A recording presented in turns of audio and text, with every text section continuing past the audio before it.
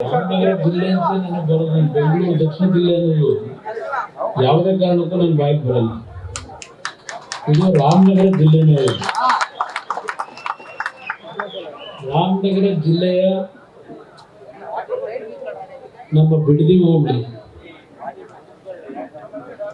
ಈ ಬಿಡದಿ ಹೋಬಳಿ ನನಗೆ ಬಹುಶಃ ಯಾವ ಜನ್ಮದಲ್ಲಿ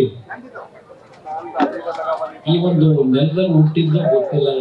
ಯಾವ ಜನ್ಮದಲ್ಲಿ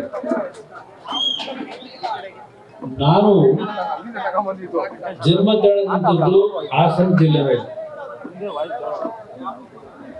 ರಾಜಕೀಯವಾಗಿ ಜನ್ಮ ಕೊಟ್ಟವರು ಇಲ್ಲಿರ್ತಕ್ಕಂಥ ನನ್ನ ತಾಯಂದಿರು, ಸಹೋದರಿಯರು, ಹಿರಿಯರು.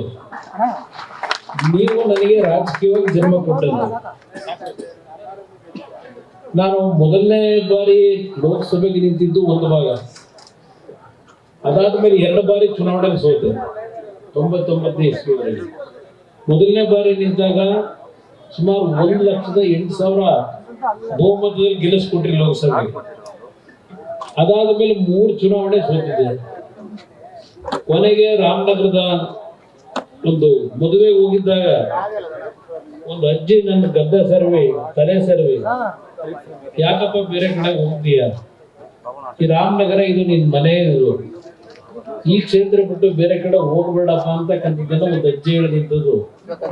ಆ ಅಜ್ಜಿ ಮೊಮ್ಮಗ ನನ್ನಿಂದ ಎಲ್ಲ ಮಾಡ್ಕೊಂಡು ನನ್ ಟೋಪಿ ಹಾಕು ಹೋಗಾಯ್ತು. ಅದು ನೋಡಾಯ್ತು. ಇವತ್ತು ಒಂದ್ ರೀತಿಯ ನನಗೆ ಅಗ್ನಿ ಪರೀಕ್ಷೆ. ನನ್ನನ್ನ ಇವತ್ತು ಒಂದು ಅಪರಾಧಿ ಸ್ಥಾನದಲ್ಲಿ ಈಗಿನ ಸರ್ಕಾರ ನಿಲ್ಲಿಸಿದೆ. ಈ ಒಂದು ಬಿಡದಿಯ ಟೌನ್ಶಿಪ್ ಕುಮಾರಸ್ವಾಮಿಯ ಕನಸಿನ ಕೂಸು ಅಂತ ಇದೆ.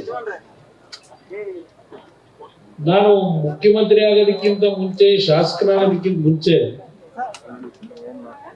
ಈ ಭಾಗದಲ್ಲಿ ಹಲವಾರು ಬಾರಿ ಪ್ರವಾಸ ಮಾಡಿದ್ದೇನೆ. ನಮ್ಮ ರಾಮಯ್ಯನವರು ಇಲ್ಲ ಇವತ್ತು, ಅವರು ಒಬ್ಬ ನೇರವಾದಿ ರಾಜಕಾರಣಿ ಇದ್ರು, ದಿವಂಗತ ರಾಮಯ್ಯನವರು.